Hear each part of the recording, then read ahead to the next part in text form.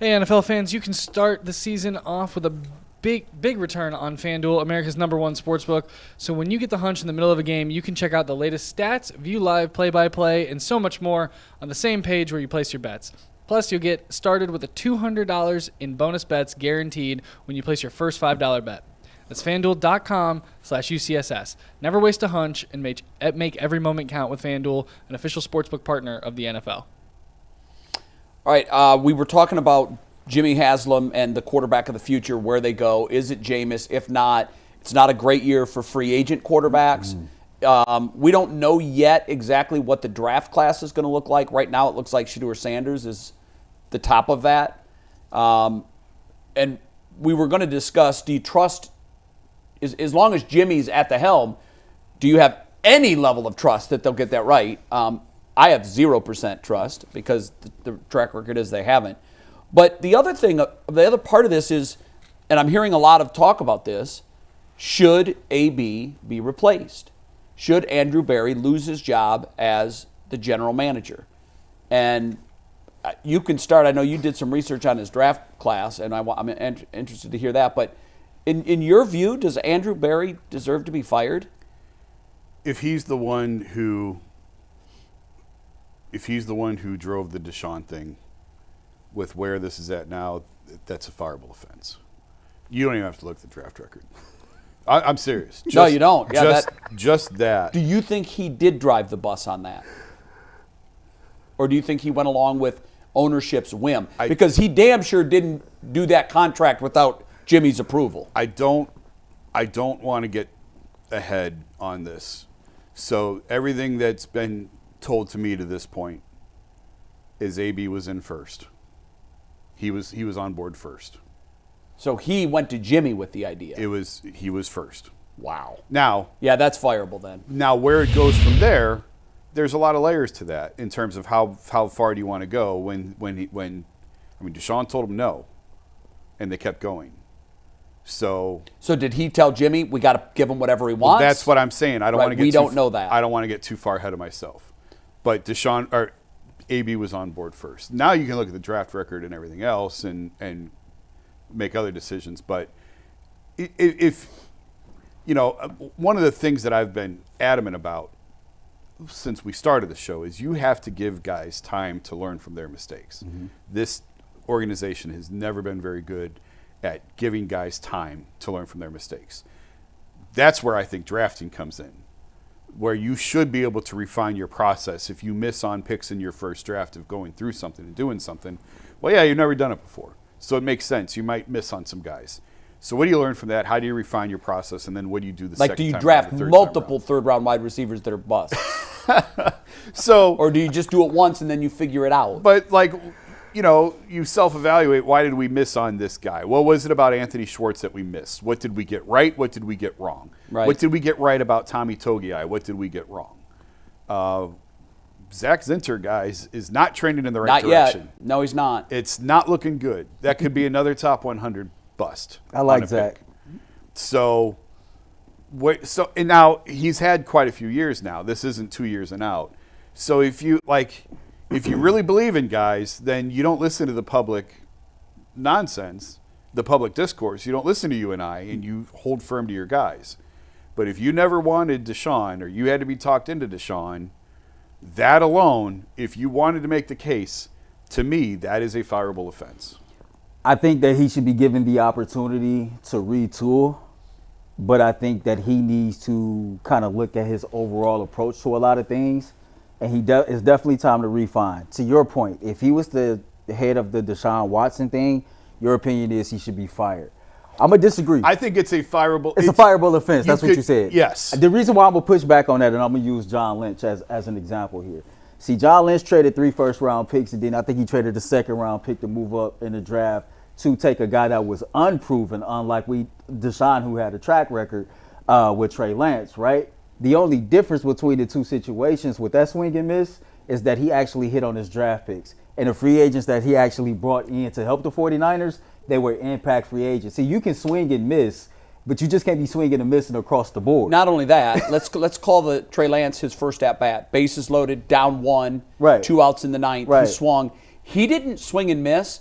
He got in the batter's box for strike one, and then he turned around and walked back to the dugout. It was the biggest fail. It was awful. I love John Lynch. I think However, he threw the bat in the stands. yes, Hit a kid in the head. punched the umpire, spit in the catcher's face, and then went to the dugout. It wasn't just an L. It was like as big an L as you can As you find. can take. However, he came up the very next day in the very next situation and hit the ball into San Francisco Bay because he took a guy with Mr. Irrelevant, the last pick in the draft. He juxtaposed, he said, here's my Trey Lance, and then he was able to say, oh, and by the way, I'm going to hit on a guy who's the last pick in the draft and solve all our problems at quarterback. There's a little bit of luck involved in that. Yeah. They got Listen, lucky. there's a lot of luck in it. Yeah. Anybody that tells you drafting quarterbacks is a science doesn't know what they're talking about. When you draft the last pick in the draft and hit a home run like that, there's scouting involved. There's skill involved. It is a crapshoot. It's a crapshoot. There's luck involved. But you know what? Just like the Patriots and Bill Belichick lived on for 15 years, they found TB at 199. Yeah. When you get one of those right, which, by the way, we haven't. I mean, JOK might be our biggest draft success story. We're going to go through it. But he doesn't have enough positive equity to erase the Deshaun Watson thing. He would have to basically do here what they've done in San Francisco. Because you don't have, you've got no first-round draft pick on your team under 25 years old. That's why, to Jason's point, I don't like calling for people's job anyway. One thing I don't either. I don't love like that. Unemployment, death, jail. Those are things that you want to be calling for. And so, in the sake of giving him an opportunity to correct his wrongs, right? There are many facets of being a general manager. I think he's great with the cap. I think we all can agree he's pretty good with the cap management. When you look at player acquisition, his prize free agent is over his tenure. The one free agent he signed that's been really good is okay, fair.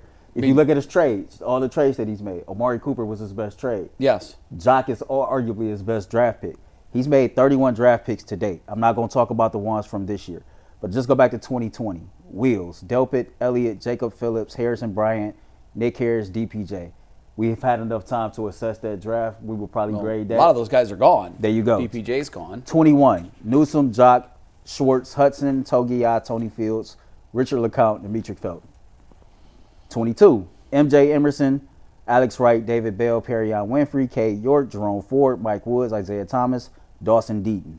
23. A lot of those were disasters. Yeah, Cedric Tillman, Siaki Ika, who's no longer on the team, DeJuan Jones, Isaiah McGuire, DTR, Cam Mitchell, Luke Whippler. When you just look at everything that's that a he's bad done, representation. Like it's a bad presentation overall. It is. And then with Deshaun Watson, not really turning out to be anything, it makes you look bad. Like I really want to sit up here and say that the Browns should move on. But if Jason wouldn't have said that, I probably would have said, yeah, the Browns should move on.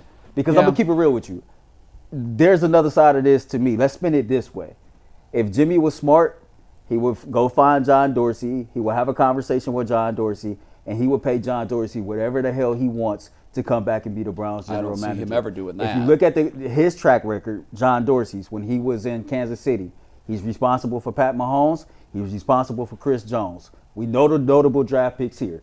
It was Baker, it was Denzel, it was Nick Chubb. You can even look at Austin Corbett. Didn't succeed here, went to L.A., won a Super Bowl with the Rams. Got Wyatt Teller after. When it got Wyatt Teller, how he was Wyatt crapped in Teller. Buffalo. Look at what he's done in Detroit in the 3 years he's been in Detroit. Well, look where Detroit is. Look at the players they drafted. Look at where this franchise is now.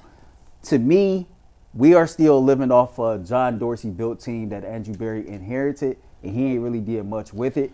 I just want to give a man a benefit of the doubt and give him an opportunity to correct his wrong. I have a question for you, Jay. I heard that there was a rift between Paul DePodesta and John Dorsey. I heard the same thing. Had you ever encountered that? John was throwing people out of the room. Among them, Paul DePodesta.